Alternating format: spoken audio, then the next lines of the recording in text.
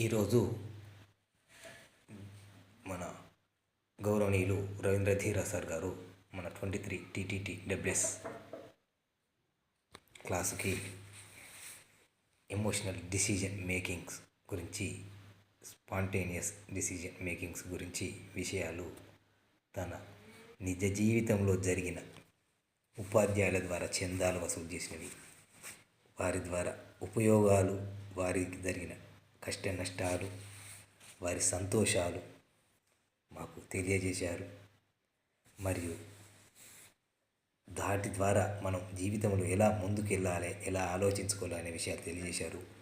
చివరిగా తన జీవితంలో తన ఉద్యోగానికి వచ్చిన మొదటి అడుగుకు ఉత్సాహం, ఆనందం, బాధ, తపన కూడా తెలియజేశారు.